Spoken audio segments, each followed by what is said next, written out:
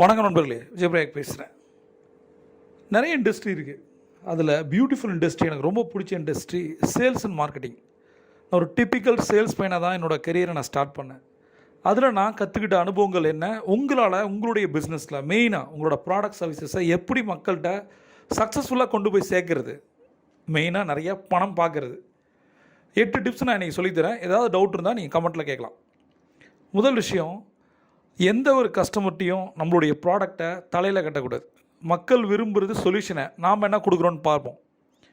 நம்மளுடைய ப்ராடக்டில் சர்வீசஸில் என்ன பெனிஃபிட்ஸ் இருக்குது, அதனால் முன்னாடி இருக்க கஸ்டமருக்கு என்ன பெனிஃபிட், அந்த பெனிஃபிட்ஸை நம்ம சொல்லணும்.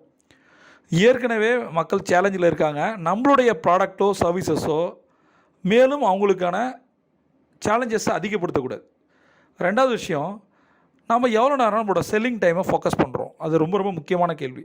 நான் முதல் ஜாபில் எஃப்எம்சிஜியில் ஒர்க் பண்ணேன், ஒரு மேனேஜர் ட்ரெயினியாக. அப்போ இதுக்கு முன்னாடி பார்த்த மேனேஜர்ஸ் எல்லாமே ஒரு நாளைக்கு 40 கடை தான் பார்ப்பாங்க. நான் முதல் நாள் போனவொடனே 41வது கடை போகும்போது அங்கேருந்து சேல்ஸ் எக்ஸிக்யூட்டிவ்லாம் போதும் சார், ஆர்டர் எடுத்தாச்சு போகலாம் அப்படின்னு சொன்னாங்க. நான் சொன்னேன், கண்ணா மற்றவங்க மாதிரி வரல, நான் சம்பாதிக்க வரல கண்ணா, ஏதாவது சாதிக்கணும்னு வந்திருக்கேன் அப்படின்னு சொன்னேன். அவங்க இது பழகிருச்சு. அவங்க 4-5 வருஷமாக இதையே பண்ணி ஒரு 12:30 சேல்ஸை முடிச்சுட்டு ஆர்டர்ஸ்லாம் எடுத்துகிட்டு சாப்பிட்டு தூங்கிட்டு 6 மணிக்கு போய் ரிப்போர்ட் பண்ணுறது, இப்படி தான் இருக்கும் டிப்பிக்கல் சேல்ஸ் பசங்க. அவங்களுக்கு தெரியும் எஃப்எம்சிஜியில் என்ன நடக்கும்னு. பட் நான் என்ன சொன்னேன்னா, நம்ம நிறைய கடை பார்க்குறதுக்கும் ஃபுல் டே ஒர்க் பண்ணுறதுக்கு தான் சம்பளம் கொடுக்குறாங்க. உனக்கு என்ன வேணுமோ கேளு, சரியா? அதுக்காக கடையெல்லாம் குறைக்க முடியாது. நீங்கள் வரலன்னா நான் போய் ஆர்டர் எடுக்கிறேன்னு சொன்னேன். அவனுங்களுக்கு மொதல் நாளே டென்ஷன் ஆகிட்டானுங்க. என்னடா புது மேனேஜர், அப்போ பக்கத்தில் இருக்கவங்க சொல்கிறான், ஃபஸ்ட் நாள் அப்படி தான் இருப்பார், ஃபஸ்ட் நாள் இல்லைக்கண்ணா கடைசி நாள் வரைக்கும் அப்படி தான் இருப்பேன் அப்படின்னு. ஜூஸ் வாங்கிக்கணுமா, குடிக்கிறேன், எது வேணால் குடி, காஃபி குடி, டீ குடி, ஸ்நாக்ஸ் அப்படி எது வேணால் பண்ணு, வேலையில் கரெக்டாக இரு அப்படின்னு சொன்னேன். அன்றைக்கி ஆரம்பித்தது தான். அந்த செல்லிங் டைம் ரொம்ப ரொம்ப முக்கியம். ஒரு நாளைக்கு காலையிலேருந்து நைட்டு வரைக்கும் எவ்வளோ நேரம் நம்ம அந்த செல்லிங் டைமை கொண்டு போகிறோம், சரியா? நம்ம சேல்ஸ்க்கான பிச்சிங் எவ்வளோ நேரம் போடுறோம், அது ரொம்ப ரொம்ப முக்கியம். அடுத்தது, இப்போ ஒரு கஸ்டமரை அல்லது ஒரு ப்ராஸ்பெக்டை க்ளோஸ் பண்ணுறோம் அப்படின்னா, ஒன்று க்ளோஸ் ஆனால் அவர் கஸ்டமர், க்ளோஸ் ஆகலை அப்படின்னா நாளைக்கு வரப்போகிற கஸ்டமர், அவ்வளோதான். என்றைக்கு இருந்தாலும் அவர் நம்மளோட கஸ்டமர், விடவே மாட்டோம். இந்த ப்ராஸ்பெக்டிங்கிறது சாதாரண விஷயம் இல்லை, ஃபாலோ அப்னு சொல்லுவாங்க. இந்த ப்ராஸ்பெக்டிங் பண்ணிக்கிட்டே இருக்கணும். எப்பயுமே நம்மளுடைய டேட்டா பேஸில் ஒரு 100 கஸ்டமர் இருந்துக்கிட்டே இருக்கணும். அது தவிர ஹார்ட் கஸ்டமர் நம்ம எது சொன்னாலும் கேட்பாங்க. சில பேர் கரெக்டாக நடந்துப்பாங்க, சில பேர் ஸ்ட்ரேஞ்சாக நடந்துப்பாங்க. 4வது இந்த ப்ராஸ்பெக்ட்ஸை பொறுத்த வரைக்கும் அவங்க என்றைக்கு இருந்தாலும் நம்மகிட்ட வருவாங்க. அவங்க ரெகுலராக நம்மளுடைய ஆப்போசிட் கம்பெனி ப்ராடக்டாக, நம்மளோட காம்படிட்டர் ப்ராடக்டை வாங்கிட்டு இருக்கலாம். ஒரு நாள் அவங்க டிஸாட்டிஸ்ஃபேக்ஷன் ஆனாங்க அப்படின்னா நம்மகிட்ட வரலாம். அதனால் அந்த ரிலேஷன்ஷிப்பை மெயின்டைன் பண்ணிக்கிட்டே இருக்கணும், நம்மளோட ஆஃபர்ஸை சொல்லிக்கிட்டே இருக்கணும். என்றைக்கு இருந்தாலும் அவங்க நம்ம கஸ்டமர், வாங்கவே மாட்டான் அப்படின்லாம் நிறைய இடங்களில் சொல்லுவாங்க. என்னோடய சேல்ஸ் எக்ஸிக்யூட்டிவ் ஃபஸ்ட் ஜாபில் சொல்லுவாங்க, இவங்களாம் வாங்கவே மாட்டான் சார், வாங்க சார். வாங்கவே மாட்டான்னு சொல்கிறோன்ட்ட போய் வாங்கணும்ல. அப்போ எக்ஸிக்யூட்டிவ் வாங்க மாட்டான்னு சொன்னோடனே அடுத்த கடைக்கு போய் இப்படியே போனால் என்ன வருது? அப்போ 40 கடை தான் வரும், அப்புறம் இப்படி 100 கடை வரும்.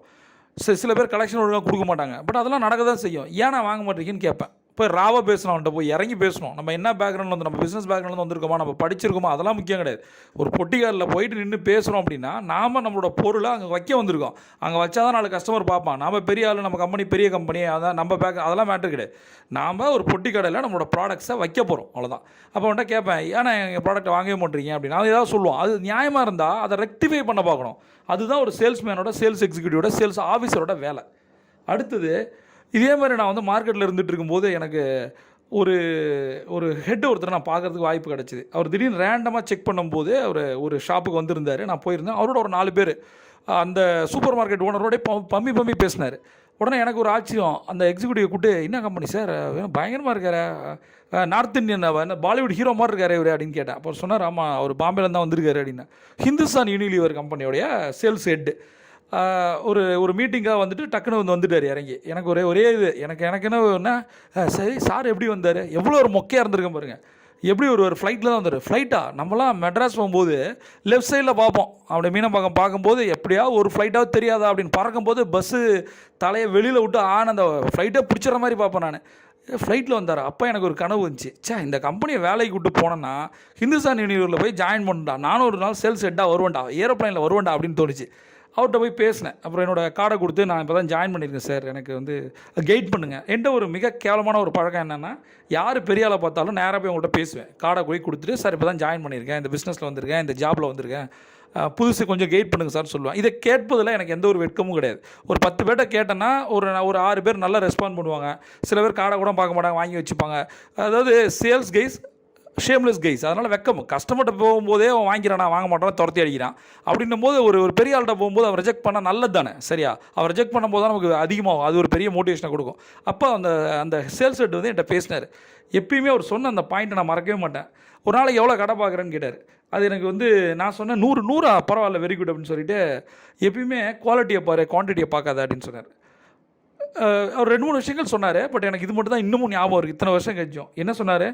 குவாலிட்டியை பாரு, குவான்டிட்டியை பார்க்காத அப்படின்னு. அப்போ ஒரு கஸ்டமரை நீங்கள் எடுத்தாலும் கூட அவரை வச்சு நிறைய கஸ்டமரை கொண்டு வர முடியும். அவரை எப்படி நீங்கள் குவாலிட்டியாக ஹேண்டில் பண்ணுறீங்க, அது ரொம்ப முக்கியம். நிறைய பேர் சேல்ஸ் நடந்தால் போதுன்னு தலையில் கட்டிட்டு அடுத்த கஸ்டமரை பார்க்க போயிடுவாங்க. அந்த கஸ்டமர் கால் பண்ணால் எடுக்கவே மாட்டாங்க. இது ரொம்ப ரொம்ப கேவலமான செயல். இது நம்மளை நம்பி தான், ஒருவேளை ப்ராடக்ட்டை நம்பி, சர்வீசஸ் நம்பி, அந்த கம்பெனி நம்பி அவன் வாங்காமல் இருக்கலாம்.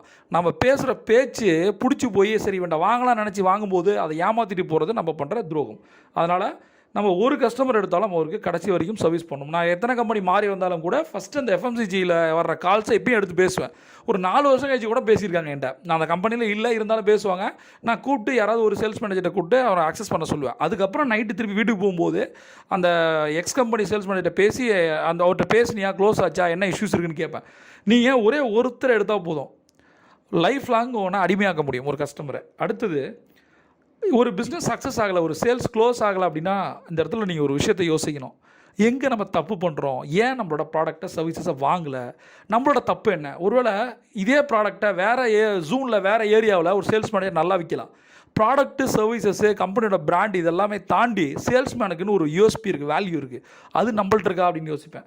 நம்ம டீமில் நம்பரும் நம்ம தான் இருக்கணும். நம்ம கம்பெனியில் நம்பரும் நம்ம தான் இருக்கணும். நம்ம கம்பெனி நம்பர் 1 இருக்கணும். இப்படி தான் நான் இது வரைக்கும் இருந்த கம்பெனியில் இருந்திருக்கேன், சரியா? வாழ்ந்த கம்பெனி. என்னை பொறுத்த வரைக்கும் எனக்கு வந்து சோறு போட்டது என்னோட 5 கம்பெனிகள், சரியா? மொத்தம் நான் 6 கம்பெனியில் ஒர்க் பண்ணியிருக்கேன் டோட்டலாக. அவங்க போட்ட காசு, அவங்களுக்கு கொடுத்த சோறு தான் என் குடும்பம் சாப்பிட்ருக்கு. அதனால் எல்லா பிஸ்னஸ் ஓனர்ஸ்க்கும், என்னோட எல்லா பாஸ்க்கும் நான் நன்றி கடனோட இருக்கேன். ஒருவேளை நான் இன்டர்வியூவில் சக்ஸஸ் பண்ணி என்னோடய நாலேஜ், என் டேலண்ட்டில் போயிருந்தாலும் கூட நிறைய காரணங்கள் இருக்குது. ஏன் அந்த கம்பெனியில் வேலை செய்யணும், ஏன் அந்தளவுக்கு போகணும், ஏன் ஜெயிக்கணும், நிறைய காரணங்கள் இருக்குது இல்லையா? அதனால் இது ஒரு சென்டிமெண்ட்டாக நான் யோசிக்கல, பட் நன்றி கடனாக, கிராட்டிடியூடாக நான் யோசிக்கிறேன். அதனால் எந்த ஒரு சேல்ஸ் க்ளோஸ் ஆகிறனாலும் நம்மளோட தப்பு, நம்ம சைடில் என்ன தப்பு இருக்குன்னு பாருங்கள். நம்ம சைடில் தப்பு இருக்கலாம், நம்மளோட ப்ராடக்ட்டில் தப்பு இருக்கலாம், நம்மளோட சர்வீசஸில் தப்பு இருக்கலாம், நம்மளோட கஸ்டமர் கேரில் தப்பு இருக்கலாம், நம்மளோட கம்பெனி மேனேஜ்மெண்ட்டை தப்பு இருக்கலாம், நம்ம சொன்ன ஆஃபரை கொடுக்காமல் இருக்கலாம். தப்பு வந்து எப்பயுமே நம்ம சைடில் என்ன இருக்குன்னு நான் யோசிப்பேன். முன்னாடி இருக்க மேலே பழி போடக்கூடாது. அதுதான் நான் சொல்கிறது. ப்ளேம் கேம், கம்ப்ளைண்ட் கேம் பண்ணாதீங்க. ஒரு சேல்ஸ் க்ளோஸ் ஆகலையா, நீங்கள் தோத்துட்டிங்களா, ஒத்துக்குங்க. இந்த சேல்ஸை க்ளோஸ் பண்ணுறதுக்கு வேறு என்ன பண்ணும், அடுத்த ஸ்டெப் என்ன, வாட் நெக்ஸ்ட்? இதுதான் சக்ஸஸ் ஃபார்முலா நான் யூஸ் பண்ணுது. அடுத்தது, எப்பயுமே ப்ரிப்பேர்டாக போகிறது. இது நிறைய பேர் பண்ணுறதே கிடையாது. அங்கே போய் கஸ்டமர் கேட்டு, ஒரு கஸ்டமர் ஒரு கேள்வி கேட்குறாரு, அதுக்கு பதில் சொல்ல தெரியலனா கண்டிப்பாக அந்த ப்ராடக்ட்டை வாங்க மாட்டார். நம்மளும் அப்படி தான். நம்ம ஒரு இன்வெஸ்ட்மெண்ட் ஸ்கீமில் வந்து பணம் போடுறோம் அப்படின்னா, முன்னாடி இருக்க ஒரு நம்ம கேட்ட கேள்விக்கு பதில் தெரியல, அல்லது அதை அப்படியே உருட்டுறாரு, ஏதோ ஒன்று பண்ணுறாரு அப்படின்னு வச்சுங்க, சொதப்புறாரு, ஏதோ ஒன்று பண்ணுவார்ல, அப்படியே சமாளிப்பார், மேனேஜ் பண்ணுவார்.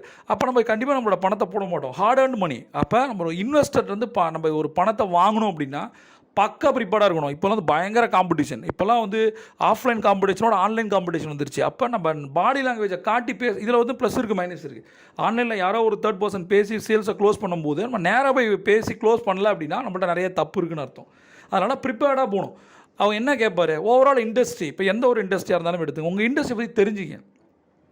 சில கம்பெனியில் என்ன பண்ணுறாங்கன்னா, நம்ம ப்ராடக்ட்டை கொண்டு போய் சேல் பண்ணுவோம், உங்களை சேல்ஸ்மேனாக க்ரியேட் பண்ணுவான்.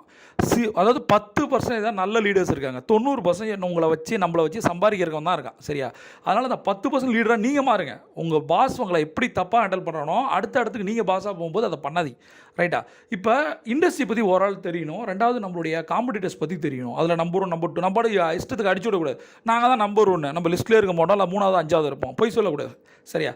அடுத்த விஷயம், நம்ம கம்பெனிக்கும் மற்ற கம்பெனிக்கு என்ன டிஃப்ரென்ஸ், நம்மளோட ஹிஸ்ட்ரி வச்சு நான் சொல்கிறேன் பாருங்களேன். உங்களோட இண்டஸ்ட்ரியை பேசி நீங்கள் க்ளோஸ் பண்ண முடியும், உங்களோட ப்ராடக்ட்டை பேசி க்ளோஸ் பண்ண முடியும், உங்களோட கம்பெனியை பேசி க்ளோஸ் பண்ண முடியும், உங்களோட சர்வீசஸை பேசி க்ளோஸ் பண்ண முடியும், அவங்களோட அப்ஜெக்ஷன் ஹேண்ட்லிங்கை பேசி க்ளோஸ் பண்ண முடியும், உங்களோட டெஸ்டிமோனியை வச்சு க்ளோஸ் பண்ண முடியும்.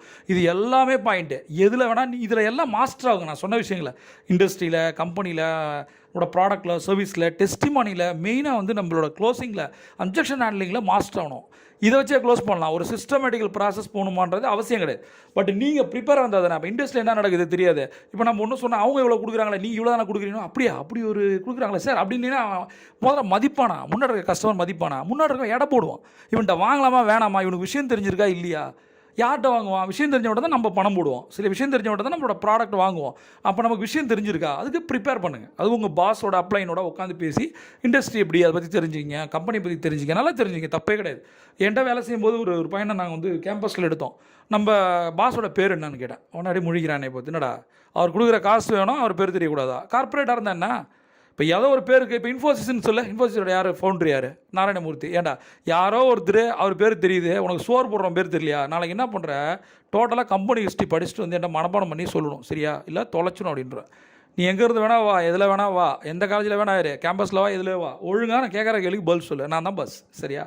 எதுக்கு சொல்கிறேன்னா, நமக்கு சோறு போடுறவனை பற்றியே நமக்கு தெரில. ஆனால் தேவையில்லாத ஒரு நடி எத்தனை படம் நடித்தாங்க, சச்சினுடைய சக்ஸஸ் ரேட்டு எல்லாம் எதெல்லாம் தேவையில்லை எல்லாம் தெரிஞ்சு வச்சுருப்பான். எதை தெரியணுமோ தெரிஞ்சு வச்சுருக்க மாட்டான், ரைட். அதனால் ப்ரிப்பேர்டாக போங்க. அவங்க என்ன கேள்விகள் கேட்பாங்கன்னு யோசிங்க. அதில் தான் உங்களோட சக்ஸஸ் இருக்குது. கான்சிக்வன்சஸ் எஃபோர்ட்னுவாங்க. முதல்ல ஒரு கஸ்டமருக்கு என்ன கேள்வி இருக்குது, மேக்ஸிமம் 3லேருந்து 15 கேள்வி தான் இருக்கும். அந்த 15 கேள்விக்கான ப்ரிப்பரேஷன் நீங்கள் சரியாக பண்ணிட்டீங்கன்னா ஜெயிச்சிடுவீங்க. அந்த முதல் பேசிக் 3 கேள்வியே தெரிலனா காலி ஆகிடுவோம். அதே மாதிரி 2 தடவை நீங்கள் டிஸாட்டிஸ்ஃபேக்ஷன் நோன்னு சொல்ல ஒரு சரியில்லை அப்படின்னா அவன் செக்கு கொடுக்க மாட்டான். ஆனால் நீங்கள் கேட்குற கேள்வியில் 3 தடவை அவன் எஸ் சொல்லிட்டான், 3வது எஸ் நீங்கள் எதிர்பார்க்குற செக்கு. அதனால் க்ளோசிங் பக்காவாக கொடுக்கணும், அதுக்கு ப்ரிப்பேராக போகணும். அடுத்தது, எங்கே நீங்கள் போனாலும் சரி உங்களுடைய பேச்சும் உங்களோட செயலும் வேல்யூவாக இருக்கணும்.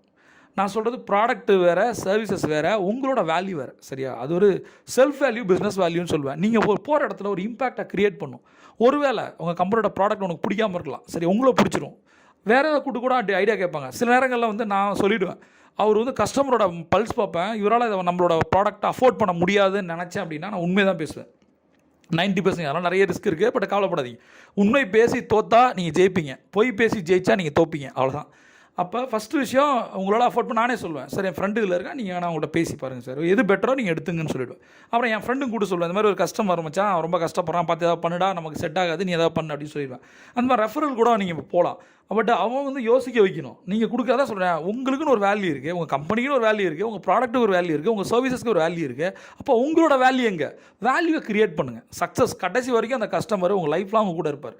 போகிறது ஏதாவது ஒன்று தலையில் கட்டுறது, காசு வந்தால் போதும் கமிஷனுக்கு, ஐயோ நிறைய அந்த இன்சூரன்ஸ் மாதிரியான விஷயங்கள், ரியல் எஸ்டேட் மாதிரி விஷயங்கள், நமக்கு கமிஷன் கிடைச்சா போதும், எம்எல்ஏ மாதிரியான விஷயங்கள், எனக்கு பெனிஃபிட் கிடைச்சா போதும்னு சொல்லி ஏதாவது ஒன்று தலையில் கட்டணும். இது பிஸ்னஸ் என்பது லாங் ஸ்டாண்டிங், புரிஞ்சுங்க. நான் என்னுடைய 20 வருடங்களில் என்னோட இயர் 1ல் இருக்க கஸ்டமர் கூட என் கூட டச்சில் இருக்குது. இப்போ என்ன பிரச்சனைனா, அதில் ஃபோன்லாம் இல்லை, லேண்ட்லைனுக்கு கால் பண்ணி அந்த பிரான்ச்சுக்கு அடித்து எங்கேயோ அடிச்சுட்ட பிடிச்சி என்கிட்ட வந்து சஜஷன் கேட்டவங்களாம் இருக்காங்க. ஃபஸ்ட்டு 2.5 இயர்ஸ் தான் ஒரு கம்பெனியில் இருந்தேன். அந்த கான்டாக்டில் இன்னும் இருக்காங்கன்னா கஷ்டம் தான் சொல்கிறேனே. C3 = success. 1 கான்ஃபிடன்ஸ், அது கான்ஃபிடன்ஸாக தான் பேசணும், அதுவும் சேல்ஸாக ரொம்ப கான்ஃபிடென்ட் இருக்கணும். 2வது கம்யூனிகேஷன், நீ இந்த வே ஆஃப் கம்யூனிகேஷன் தான் மக்களை வந்து அப்படி சும்மா வேறு லெவலுக்கு கொண்டு போகுது. 3வது கான்டாக்ட்ஸ் வேணுமா, கான்ஃபிடென்ட்டாக கம்யூனிகேட் பண்ணுங்கள் அப்படின்னு சொல்லுவேன். கான்டாக்ட்ஸ் வந்து எப்பயுமே மொபைலில் கேட்கெட்ஸை நம்பாதீங்க, மொபைலில் சேவ் பண்ணாதீங்க. மொபைலில் சேவ் பண்ணுறது டெம்பரவரி, லேப்டாப்பில் சேவ் பண்ணுறது டெம்பரவரி. ஆனால் ஒரு கஸ்டமர் என்பது அசெட். அதனால் நீங்கள் ஒரு பர்சனலாக ஒரு டைரி போட்டு எழுதுங்க, ரைட்டா. நான் எப்படி பண்ணுறேன்னா, என்கிட்ட வந்து ஏகப்பட்ட டைரி இருக்குது. அதுவும் கஸ்டமர் டேட்டாபேஸ் டைரி பற்றி நான் உங்களுக்கு சொல்கிறேன். ஃபஸ்ட்டு வந்து இன்றைக்கி நான் யாரை மீட் பண்ணுறனோ, சரியா, யாரை நான் மீட் பண்ணுறனோ அவங்க பேர் எழுதிப்பேன். சரி, கஸ்டமர் பேர், அவர் என்ன கொரி கேட்டார், அவர் நம்மளோட கஸ்டமர் ஆனாரா இல்லையா, அதை எழுதி வச்சுப்பேன். கொரி இருந்துச்சுன்னா என்னோட பாஸ்ட்டை பேசி அவரோட கொரியை நான் சால்வ் பண்ணுவேன். நேரில் வந்து சொல்கிறது நல்லதுன்னு நினைக்கிறேன், ஃபோனில் பேசுகிறத விட. ஏன்னா அந்த பாடி லாங்குவேஜ் பேசும். நேற்று ஒரு கேள்வி கேட்டோம், உடனே விட்டுட்டான் பாரு அப்படின்னு இல்லாமல் நம்ம போய் பேசணும். திரும்ப கஸ்டமரை வந்து ஃபேஸ் பண்ணணும்னு சொல்கிறேன். கடன்காரனையே ஃபேஸ் பண்ணணும்னு நான் சொல்கிறேன். கஸ்டமரை ஃபேஸ் பண்ணுமா இல்லையா, எந்த அளவுக்கு கஸ்டமரை நீங்கள் ஃபேஸ் பண்ணுறீங்களோ கடன்காரனை ஃபேஸே பண்ண மாட்டீங்க. அதனால் ஒழுங்காக கஸ்டமர்கிட்ட போய் பேசுங்க, ரைட். அடுத்தது, முதல்ல முன்னாடி இருக்கவனுடைய சிச்சுவேஷனை புரிஞ்சிங்க. இது ரொம்ப கீ பாயிண்ட் நான் நினைக்கிறேன். ஏதோ ஒன்று தலையில் கட்டணும்னு சொல்லிட்டு ஏதோ ஒரு ப்ராடக்ட்டை தலையில் கட்டிட்டோம் அப்படின்னா, ஒருவேளை அவனுக்கு விஷயம் தெரியாமல் போய் சொல்லி தலையில் கட்டி சேல்ஸ் அதான் நடக்குது. அப்படி நடக்கும்போது என்ன தெரியுமா, நான் ஒரு விஷயத்தை யோசிச்சு பார்ப்பேன். நம்மளை நம்பி தானே எடுத்தான். இப்போ ஒருத்தன் வந்து நல்லா பேசுகிறான், நம்மள்ட்ட ஒரு ப்ராடக்ட் வாங்கிட்டோம், திடீர்னு வேலையை விட்டு போயிடுறான். நான் அந்த மாதிரி பண்ணியிருக்கேன். இது வந்து கம்ப்ளீட் ஃப்ரீன்னு சொல்லிட்டேன். முதல்ல நான் ஜாயின் பண்ணும்போது ஒரு ப்ராடக்ட் கம்ப்ளீட் ஃப்ரீன்னு சொல்லிட்டேன். அதுக்கப்புறம் என்ன பண்ணிட்டாங்க, நம்ம ஆளுங்க எப்பயும் போல் ஒரு ஹிடன் சார்ஜ் போட்டு அனுப்பிச்சி விட்டானுங்க. அவன் உடனே கால் பண்ணி, பிரயாக் சார் தானே இது அப்படின்னு கேட்டான். ஐயோ, பேசும்போது ஒரு மாதிரி பேசுகிறானே, ஒரு மாதிரியான ஆளாச்சே அப்படின்னு சொல்லிட்டு, ஆமாங்க சார் அப்படின்னு. இன்னும் ஒரு 10 நிமிஷத்தில் நீங்கள் ஆஃபீஸில் இருக்கணும் அப்படின்னா. ஐயோ, என் பாஸே அப்படி பேச மாட்டானேன்னு சொல்லிட்டு இப்போ எனக்கு அப்படியே ஓடிடலாமா அப்படின்னு நினச்சேன். ஆனால் பயங்கரமான குரூப் ஆகணுங்க, பெரிய குரூப் ஆகணுங்க. இந்த ஊர்லேயே வந்து ஒரு 4-5 சூப்பர் மார்க்கெட் என்னென்னவோ பண்ணி வச்சுருக்காங்க. உடனே டக்குன்னு அங்கே போய் நான் உட்காந்தோன்னே அவன் வந்து அவர் சொன்ன அட்வைஸு அதான் சொல்கிறேன், காலேஜ் படிப்புகள் மேனேஜ்மெண்ட் டிகிரிகள் கொடுக்காத, பாஸ் சொல்லித்தராத, என்னோட ட்ரைனிங்கில் சொல்லித்தராத விஷயங்களை எனக்கு சொல்லி தந்தார். சரியா, பேசி முடித்தோடனே தம்பி எனக்கு உண்மையாக சொல்கிறேன், உன் கம்பெனியே பிடிக்காது சரியா, உன்னோட ப்ராடக்ட்ஸ் எதுவுமே எனக்கு தேவையில்லை. பட் நீ வந்து சொன்ன ஒரு வார்த்தை சொன்னேன், என்ன ஃபஸ்ட்டு ஜாப்னு சொன்னேன். அப்போ நம்ம சொல்லுவோம்ல, போய் முதல் போனி ஆட்டோக்காரங்க நம்ம வந்து பூக்காரங்க சொல்கிற மாதிரி நானும் அடிச்சு விடுவேன், எல்லாட்டையும் முதல் போனின்னு சொல்லுவேன். நீ தான் சார் ஃபஸ்ட்டு கஸ்டமர், இப்போ தான் ஜாயின் பண்ணியிருக்கேன். அந்த ஒரு வார்த்தையை நான் நம்பினேன். நீ சொன்னதை அப்படியே நான் ஆர்டர் எடுத்துக்கிட்டேன். பட் என்ன நடந்திருக்கு பாரு அப்படின்னு சொன்னார். சாரி சார் எனக்கு தெரியாது. சார் சாரிலாம் கேட்க வேணாம் தம்பி, என்கிட்ட உண்மையை பேசினுமே அப்படின்னு சொன்னார். எப்பயுமே உண்மை தான் நிற்கும் சரியா, கிளம்பு அப்படின்னாரு. அந்த ஆஃபீஸ்லேருந்து ஒரு சந்து வந்து நான் வெளியில் மெயின் ரோடுக்கு வரணும். நான் வந்து என்னை நியூடாக ஃபீல் பண்ணேன், கேவலமாக அசிங்கமாக ஃபீல் பண்ணேன். ஒரு பொய் சொல்லி ஆர்டர் எடுத்துட்டோமோ அப்படின்னு சொல்லிட்டு எனக்கு தெரியும். அது எனக்கு பேசும்போது ஒரு வேளை என் ஃப்ளோவில் வந்திருக்கலாம், ஆர்டர் எடுக்கணும் நான் பொய் சொல்லியிருக்கலாம். எனக்கு என் ட்ரைனிங்கில் அப்படி தான் சொல்லி கொடுத்துருக்கலாம். பட் தப்புன்னு தோணுச்சு எனக்கு. கஸ்டமருக்கு உண்மை தெரிஞ்சிருச்சுன்னா அவன் எப்படி நம்மளை டீல் பண்ண, எவ்வளோ பெரிய ஆளை, அவனை கடைசி வரைக்கும் நான் வச்சுருந்துருக்கணும். பட் வந்து அவனை இழந்துட்டோமேன்னு தோணுச்சு. இனிமேல் இவன் எந்த மூஞ்சி வச்சு நான் போய் பிஸ்னஸ் கேட்க முடியும்? ஒருவேளை நான் உண்மையாக இருந்தேன்னா அவனே ஒரு 10 பிஸ்னஸ் கொடுத்துருக்கலாம். அதனால் பொய் சொல்லாதீங்க, பொய் சொல்லி எடுக்காதீங்க. அதுக்கப்புறம் நான் திரும்பி வந்து எனக்கு வந்து நான் வேலையை விட்டு போயிடலான்ற அளவுக்கு யோசிச்சேன். ரொம்ப ஒரு மாதிரி ஆகிடுச்சு, எனக்கு அசிங்கமாகிடுச்சு. ஏன்னா நான் அந்த மாதிரி ஃபேமிலியில் நான் இல்லை. எனக்கு மறுநாள் என்ன பண்ணிட்டேன், ஒரு பர்மிஷனை போட்டு திருப்பி கால் பண்ணேன். சரி, அவரை பார்க்கணுன்னு சொன்னேன். பார்க்குறதுக்கு என்ன இருக்குது அப்படின்னு கேட்டார். ஆஃபீஸ்க்கு வெளியில் இருக்க ஒரு பிசிஓவில் தான் பேசினேன் அப்படின்னு சொன்னேன். சரி வர சொல்லுன்னு சொன்னார். சார் நீங்கள் சொன்ன விஷயங்கள் வந்து நான் நைட்டு யோசித்தேன், நான் பண்ணது ரொம்ப பெரிய தப்பு. பட் நீங்கள் கூப்பிட்டு கேட்டோன்னே எனக்கு பதில் சொல்ல தெரியல, ரொம்ப அசிங்கமாக ஃபீல் பண்ணேன்.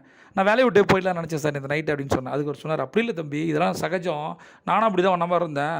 எப்பயுமே உண்மை பேசுனா கடைசி வரைக்கும் ஜெயிப்பேன் சரியா. எப்போ நீ இன்னொன்று சொல்கிறேன், இந்த ஃபீல்டில் நீ பெரிய ஆளாக வருவ அப்படின்னு சொன்னார். ஏன் நான் கேட்டேன், எப்படி சார் சொல்கிறீங்கன்னு கேட்டேன். அவர் சொன்னார், இன்னொருத்தனாக இருந்தானா திரும்பியும் நான் வந்து ஃபேஸ் பண்ண மாட்டான், போயிருப்பான். ஆனால் நீ வந்தல்ல, நீ கண்டிப்பாக ஜெயிச்சிருவேன். எது பண்ணாலும் கரெக்டாக பண்ணுங்க தம்பி அப்படின்னாரு. முதல் நாள் அவர் பேசுனதுக்கும் 2ஆம் நாள் பேசுனதுக்கும் வித்தியாசம் இருந்தது. இன்னமும் அவர் என்னோட காண்டாக்டில் தான் இருக்கார். நான் திரும்ப சொல்கிறேன், மனிதர்களை இழந்துடாதீங்க காசுக்காக. பிரபஞ்சம் கொட்டி தர காத்திருக்கு. நீங்கள் ஒரு சாம்பியன். C on top.